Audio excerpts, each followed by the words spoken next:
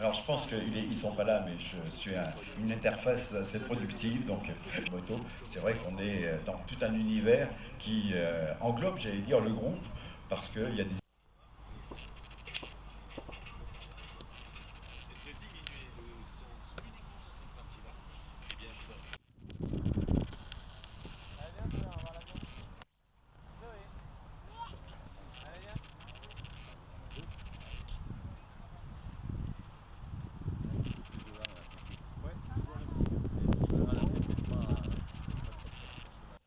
Voilà, de venir éventuellement près de la tente de l'équipe de voltige pour voir éventuellement avec l'équipe de jeunes filles qui l'anime, n'est-ce pas, les jeunes filles? Tout va bien? Oui? Vous avez bien dormi? Bon, au top. Je vois bien que ce matin, EVAA et E à la fin, puisque maintenant on a l'espace. Sur la tente, on n'a pas encore l'espace, pas jusqu'à l'espace, mais par contre, on porte les grandes valeurs et traditions. Si vous le voyez, de venir me voir pour le par cœur des partenaires, voilà, en l'occurrence pour voir comment on peut faire pour l'équipe de voltige. Merci.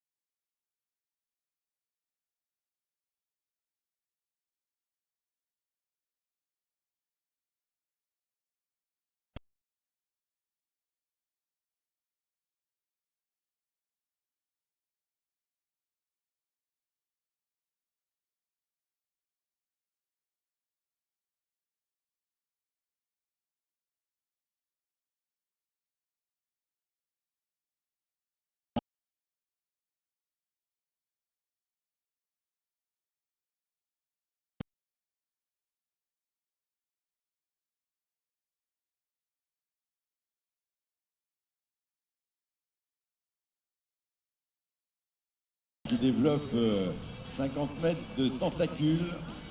Méfiez-vous, c'est venimeux pour ceux qui sont au sol.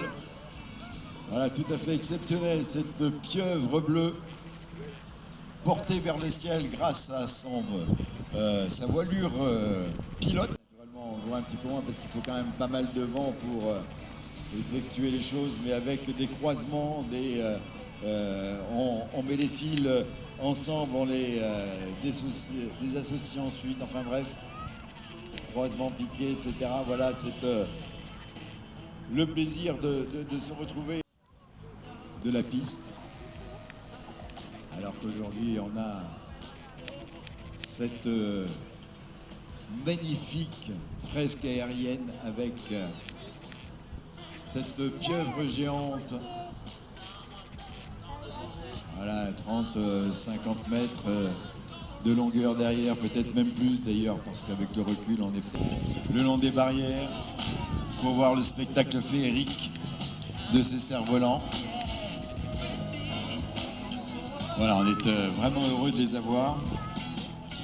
Donc, 4 structures. Oui, mets ton petit casque, voilà.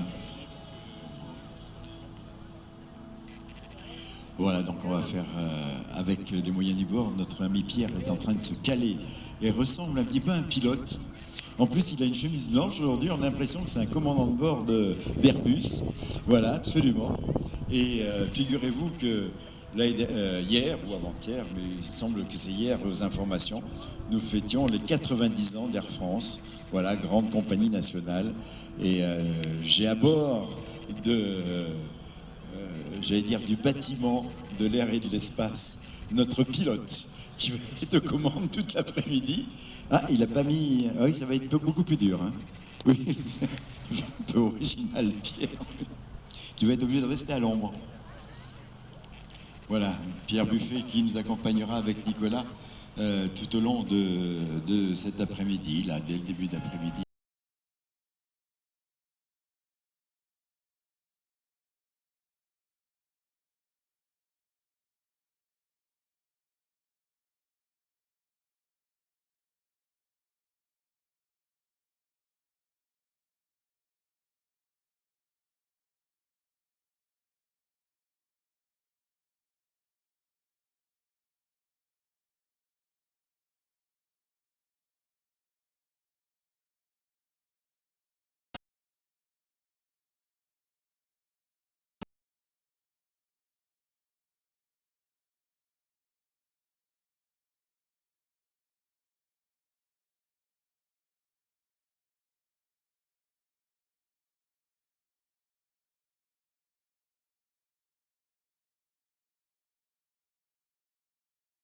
Alors il y a des décalages, hein, il y a des possibilités d'aller leur rendre visite du côté de Montluçon, Vichy-Moulins, mais aussi dans le Cantal, dans la Haute-Loire.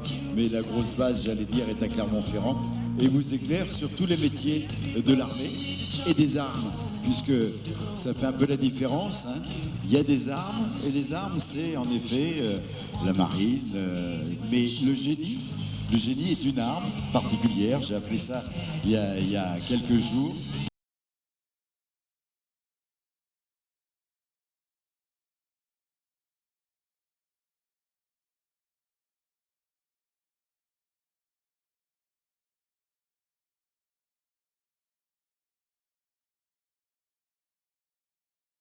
Navale, puisqu'après il y a eu l'ATAR 8K50 sur les super-étendards qui lui a permis de ramener à bon port cet avion, tout en sachant qu'il s'est posé sur le porte-avions avec une vitesse de 60 km/h plus élevée que celle autorisée. Voilà, en plus, j'allais dire, hein, parce qu'il y a une vitesse d'appontage, et puis là, il était au-delà, et en plus, à la limite, puisqu'il semblait qu'il n'avait plus de gasoil, quoi. Plus de 40. C'est vrai qu'on a un vrai savoir-faire en France, et qu'à un moment, on allait dire, bah voilà, les deux usines partent à l'étranger, quoi. C'est vrai qu'en France, on est le berceau de l'aéronautique mondiale, puisque quasiment tout est né chez nous, ou presque. On peut parler des frères Wright, où c'est un petit peu pas chez nous, mais sinon le reste est bien chez nous. Donc on a appris à faire à peu près tout ce qui peut faire voler une machine. Alors un avion, un planeur, évidemment on n'en fait pas, mais une fusée, etc. Donc on sait à peu près tout faire depuis un siècle et demi pratiquement. Merci en tous les cas de votre intervenance. On va demander à Honorine de venir nous rejoindre dans quelques instants, naturellement, puisqu'elle a d'autres interviews qui doivent prendre la place juste après. Alors, cher président, on a une association de bénévoles, puisque là on était dans la direction du... Ça dépend de Safran ou c'est indépendant? C'est complètement dépendant de Safran.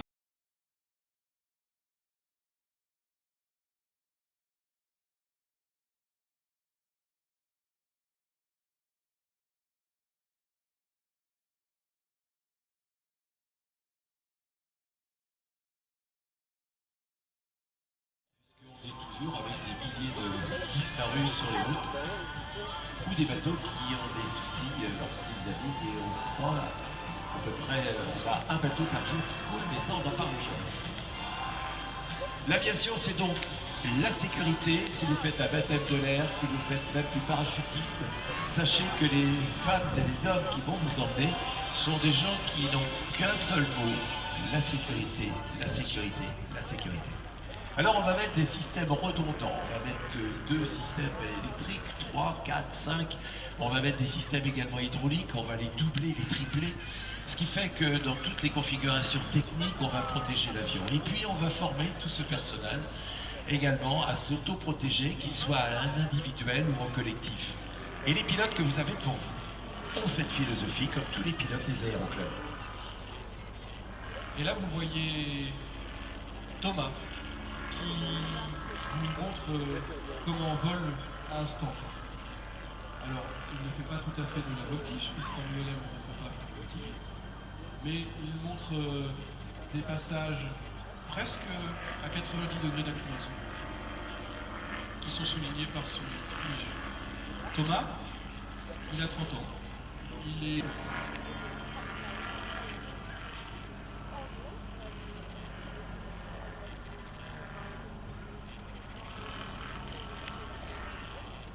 La vélocité de l'avion, la virtuosité également dans un mouchoir de poche.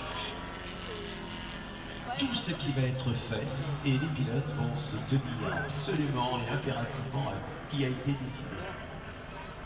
Et ensuite au débriefing, on va voir s'il y a eu des écarts et donc on corrigera pour que la fois d'après, il n'y en ait plus.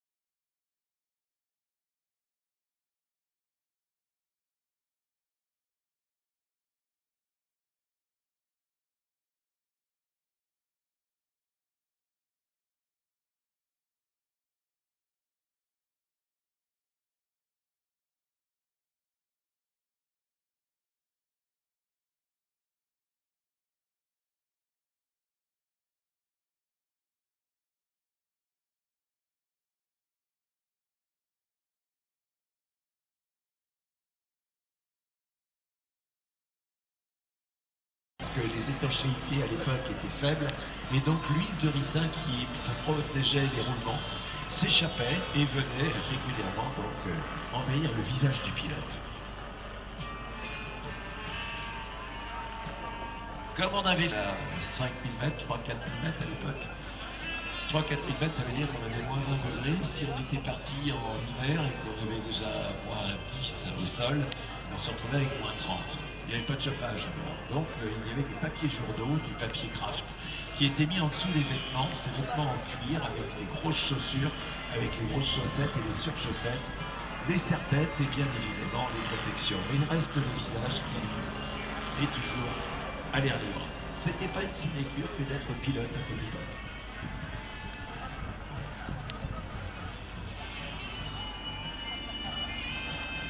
Et toutes font partie de l'équipe de France. L'école de paramoteur Volk en vol, c'est dans le Puy-de-Dôme.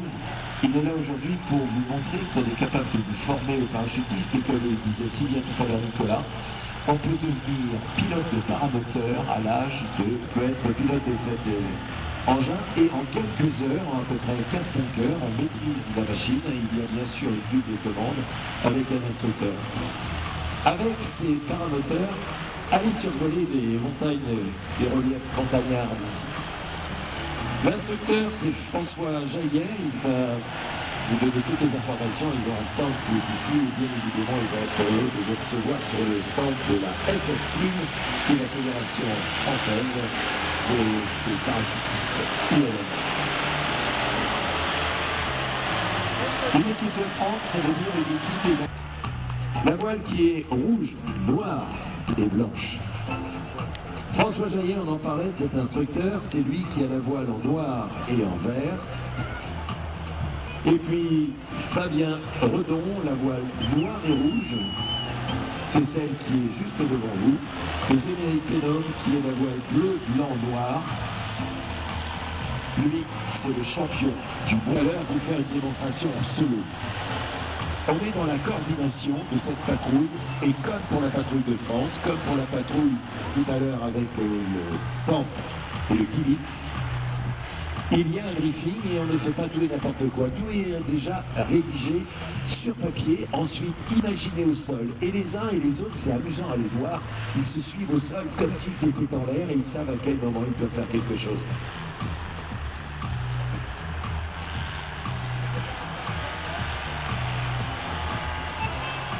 Alors plutôt qu'un long discours, on vous laisse apprécier, filmer, photographier.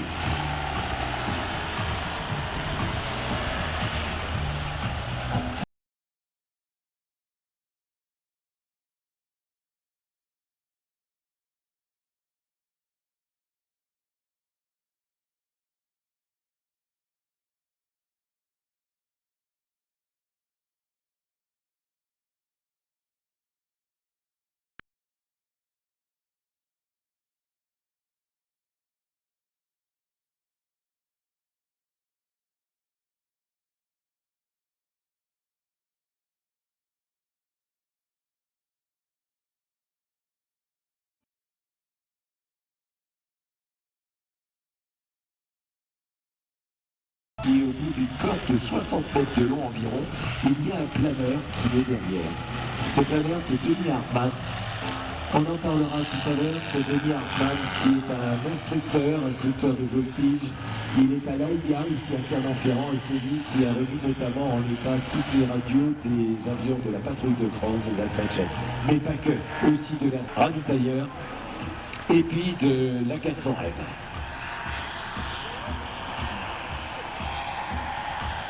Et ce moment de grâce, préparez vos caméras, préparez-vous, installez-vous bien à l'ombre, si vous le voulez. Et puis, vous allez observer tout à l'heure. Là, la démonstration est faite par ce champion du monde.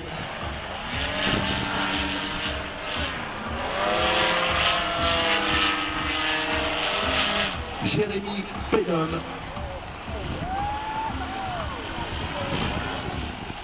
Démonstration de dextérité. Là, il est très haut. Il arrive parfois que la voile touche le sol pendant qu'il fasse ses virages. Atterrissage de précision, il se pose au centimètre près où il le veut, puisque les championnats du monde à l'heure.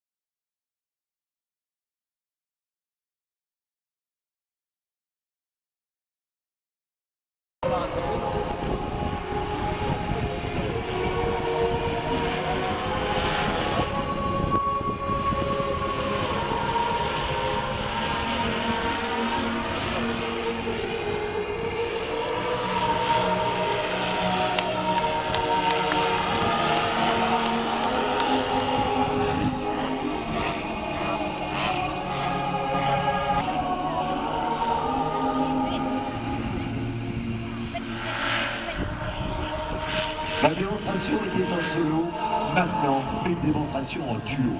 Un duel, et pendant ce temps, les collègues, comme des petits canards, évoluent l'un derrière l'autre.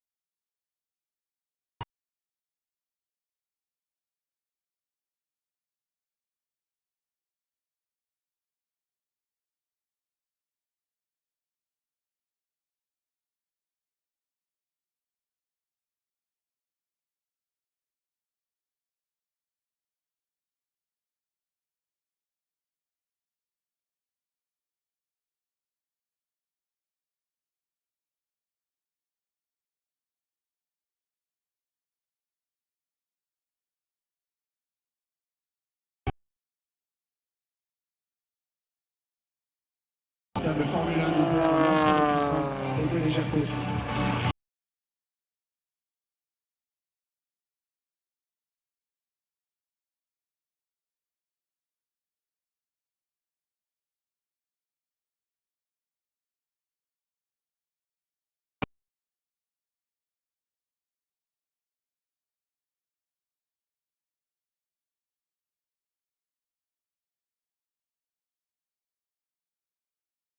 Par des yeux et un magnifique sourire pour remercier tout le public de Cervolis.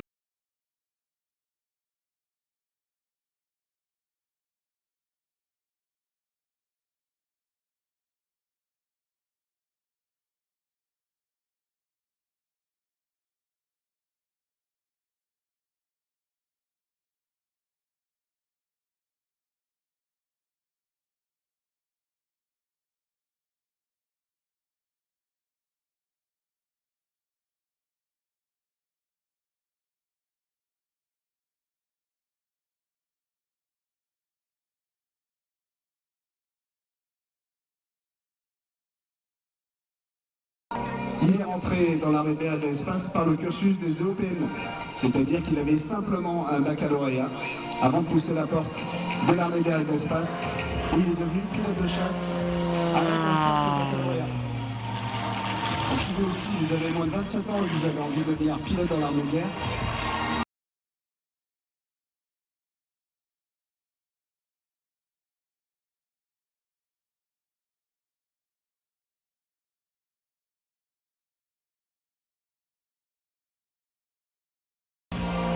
pour venir discuter son jeu de chasse qui a été effectué sur Mirage F1CR. Il est ensuite devenu pilote de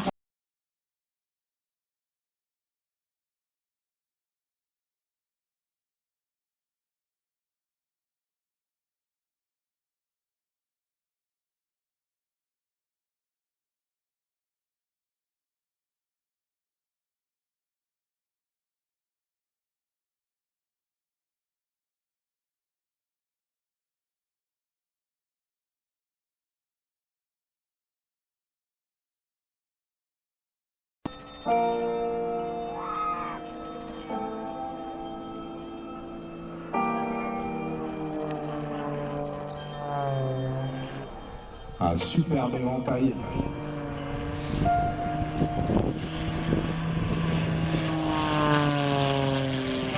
John Oliver, Metz, qui attend patiemment le retour de l'extra 300 pour assurer sa remise en œuvre avant le deuxième vol que nous assurons cet après-midi vers 16h.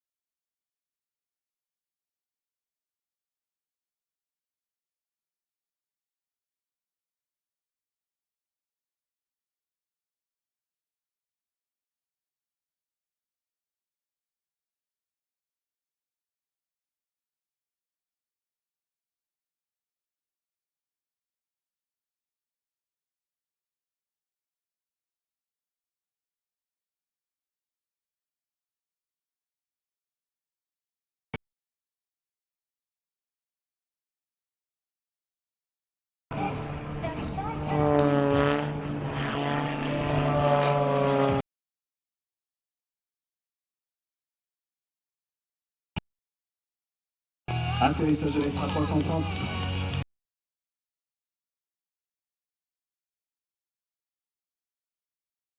Exactement, alors c'est le premier hélicoptère de cet après-midi. On en a 3 qui feront des démonstrations.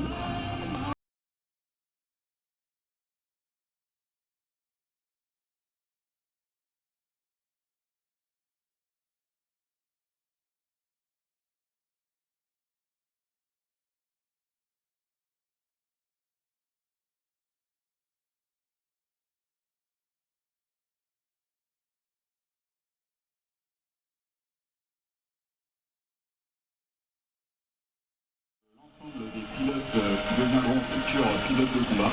Présentation dont un des 8 pilotes qui est capable de faire de la voltige va vous être présenté maintenant avec cet hélicoptère qui va débuter sa présentation. Donc tout d'abord quelques manœuvres à basse altitude, une petite translation histoire de vous présenter l'hélicoptère. Donc c'est un hélicoptère monomoteur en turbine, 500 chevaux. Qui peut voler jusqu'à environ 200-220 km/h. Et là vous pouvez voir devant vous donc, le pilote, le capitaine Pascal qui a 2500 heures, qui est dans sa première année dans l'équipe de présentation, donc qui a à cœur de vous montrer ce qu'il sait faire avec l'hélicoptère, et qui est en train d'effectuer une petite valse par la voie. Ce pilote, Pascal, il est tout seul actuellement dans l'hélicoptère?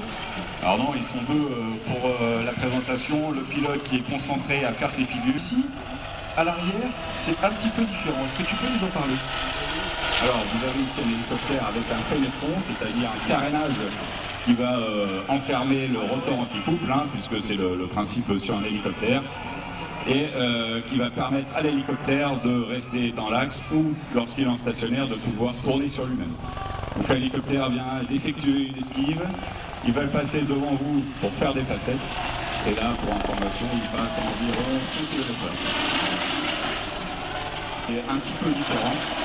Vous avez 3 commandes dans l'hélicoptère. Vous avez une commande centrale, ce qu'on appelle le cyclique, qui va permettre à l'hélicoptère d'avancer, de reculer, comme vous pouvez le voir maintenant. Il va être...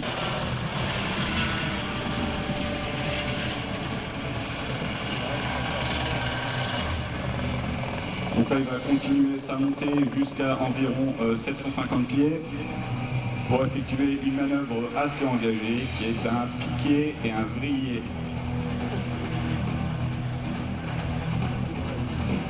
Donc cet hélicoptère, il faut savoir que c'était un hélicoptère école qui n'est pas modifié pour réaliser les manœuvres qu'il les autres pilotes d'hélicoptère.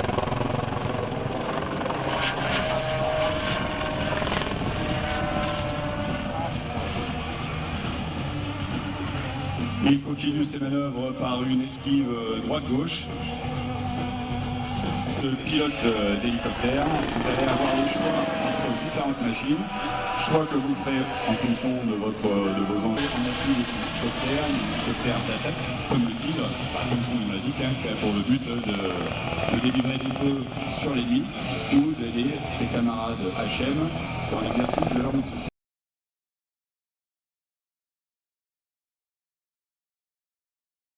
Vous pouvez lever les bras, les chapeaux, les casquettes et le saluer, il vous voit. Et c'est le meilleur moyen de remercier les pilotes pour leur démonstration.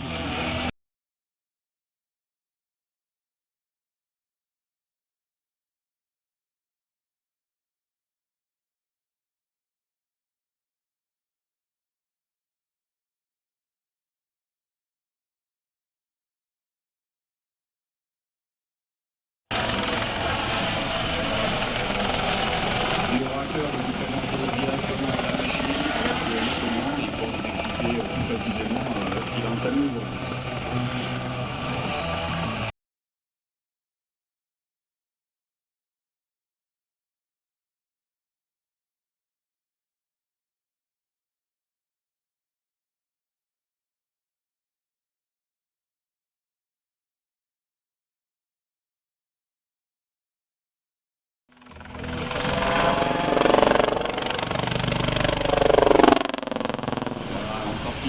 Il est à peu près à 140 km/h. Là, il s'éloigne, reprend de la vitesse, accompagné du capitaine Corben.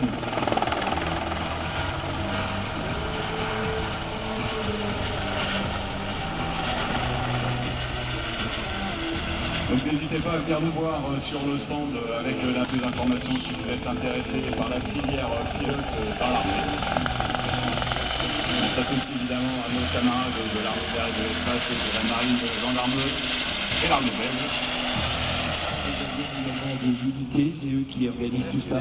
Et donc, si un jour vous rentrez dans l'armée de l'air, dans la marine ou dans l'armée de terre, eh bien, vous serez certainement avec Damien, peut-être en instructeur, en tout cas en tant que chef instructeur, pour devenir pilote d'hélicoptère et ensuite pouvoir vous poser sur des frégates qui sont en mer ou alors vous poser sur des plateformes qui sont en hélicoptère. C'est le multirôle qui sert à tous, qui a surtout servi. Là, on commande quelqu'un d'exceptionnel, n'est-ce pas, Nicolas? C'est un personnage. Au commande, on a Christian Lesage. Alors Christian, il a eu 8 vies. Il a été commerçant, il a été moniteur de...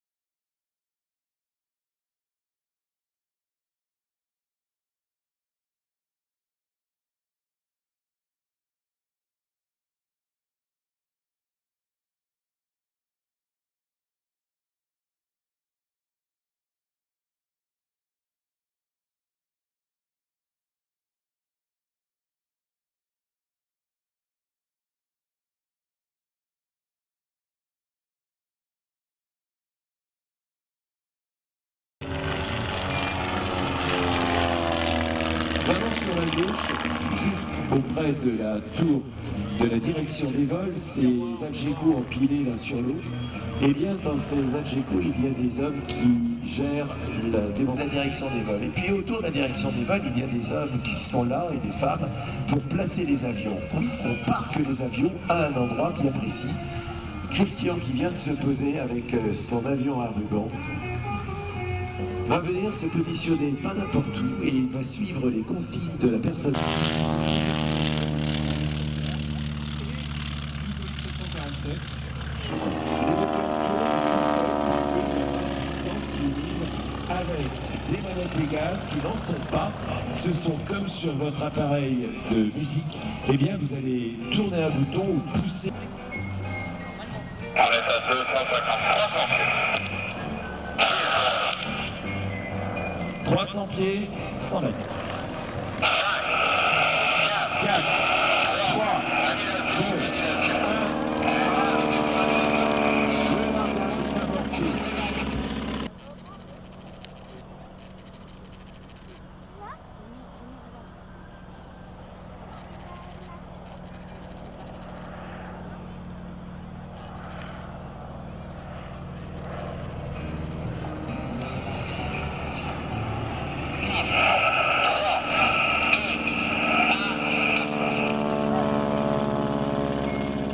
Et voilà, le bébé est né. Et le bébé, tout naturellement, va vite rechercher sa mère, se mettre sous l'aile protectrice de sa maman, l'accompagner et bien évidemment, il va la suivre comme on suivrait les clics derrière. Et la vitesse maximale de cet engin est de 300 km/h. Quand vous êtes pilote à bord de cet avion, vous êtes jeté dans une brouette à environ 150 km/h pour le décollage. L'atterrissage, 90 km/h. Dominique Loire. Robert Laurent et Brigitte.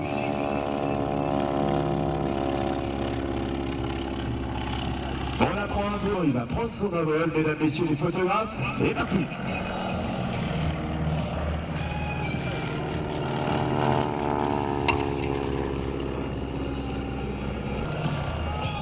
La vitesse de largage, elle est au nœud près.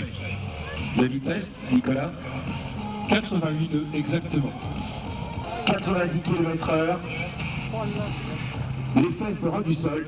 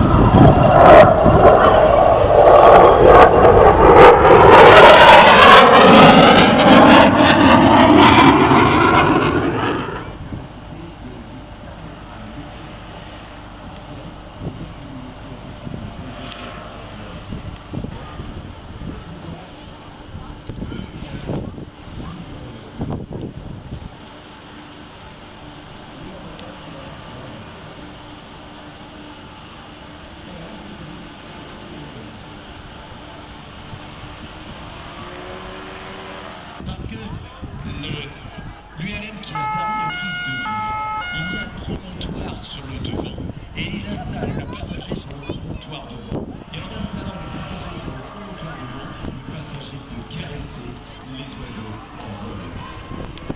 Offrez un baptême, offrez un vol de sensation.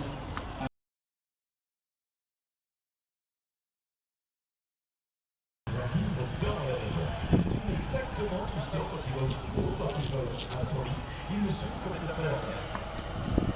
C'est pour ça qu'aujourd'hui, lorsqu'il est en vol, eh bien, ils le reconnaissent. Et pourtant, au début, il le fait, il avait une espèce de pouvoir avec la peuette.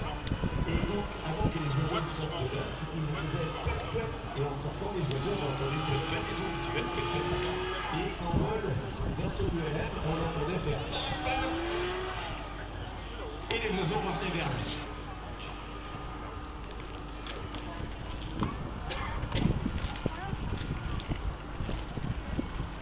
Et elle a dit, je suis venu faire ce vol avec toi, mes chers collègues, c'est le plus beau vol de ma vie. Et pourtant Dieu sait, c'est dans nombre d'avions et dans des conditions tout à fait particulières.